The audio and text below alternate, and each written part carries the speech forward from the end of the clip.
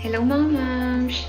For today's vlog, actually first time kong mag-vlog ngayon and hindi pa ako sanay humarap sa camera. Medyo, alam niyo na, medyo nahihiya ako.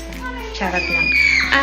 Bali, vlog ko ngayon is may order kasi akong cake, which is a wedding cake para sa wedding ng isang Pilipina. Ayan, kakatapos ko lang maglinis. Kasi kahapon, celebration ng birthday ng bunso namin. Ayan, naghugas muna ako. And then, naglikpit-likpit kahit pa paano. And yung mga laruan ng anak ko na natanggap niya kahapon. Ay, natutulog siya kaya medyo magulo. Tulog siya ngayon. Kaya sasamantalahin ko na mag-bake habang tulog siya.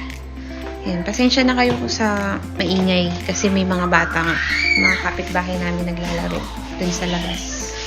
Naglalaro sila dun. Mag-bake na tayo. Samahan niyo ako mag-bake ng cake. See ya! Nag-prepare muna ako ng mga gagamitin ko para sa pag-bake.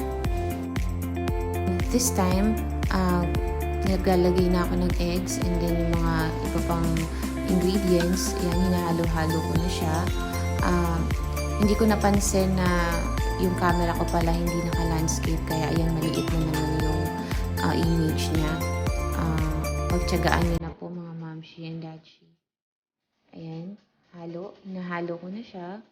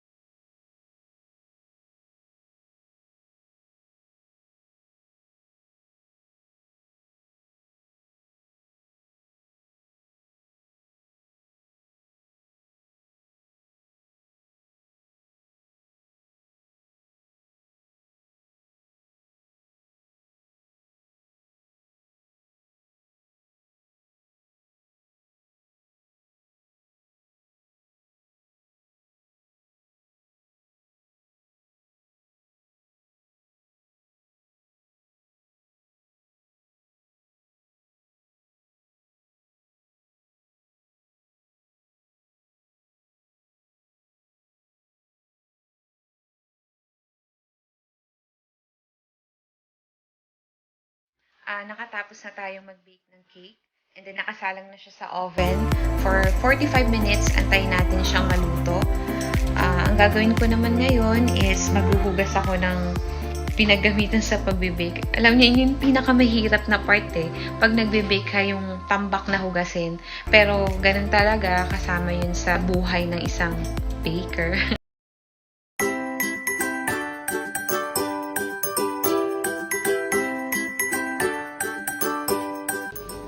Ayan, tapos na akong maghugas.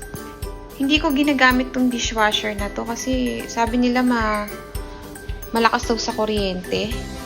And sa totoo lang, kahit gusto ko man siyang gamitin, hindi ko siya alam gamitin. Diba? Kasi hindi ko siya alam gamitin eh. Anyway, mas sanay naman tayo ng naghuhugas gamit ang kamay natin. Kaya, ayos lang. Ayun. Luto na yung cake natin. Bali, papalamigin ko muna siya. And then, kapag lumabig na siya, lalagay ko siya sa ref. And then, tomorrow, i-decorate ko na siya. Maya-maya, siguro pagdating ng mag-ama ko, para may magbabantigin kami pag nagising, maggagawa ako ng fondant.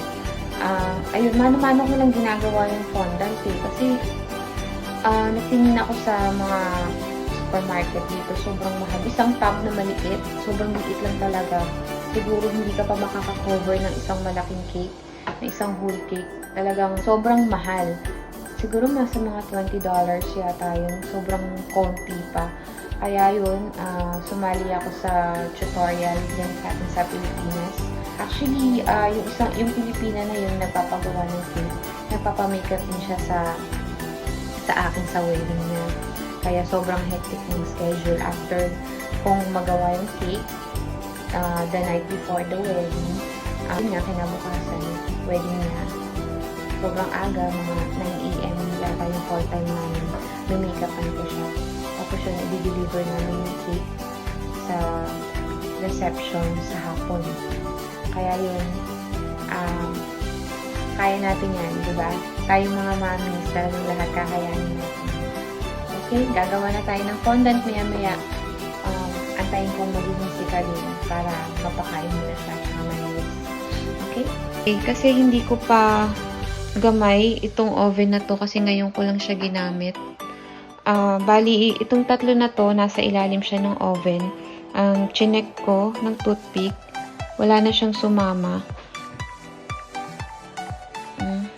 Tuyo na. Kaya, ibig sabihin yan, luto na siya. Nagising na po ang baby Pogi. Hello! Nagising na si JJ ko. Naka-frog suit siya na JJ. Hello, say hello. Hello po. Hello po. Mantok pa. Bago ako gumawa ng fondant, nilagay ko muna sa cling wrap yung mga cakes na binake ko. And then, store ko siya sa ref para bukas magde-decor na lang ako.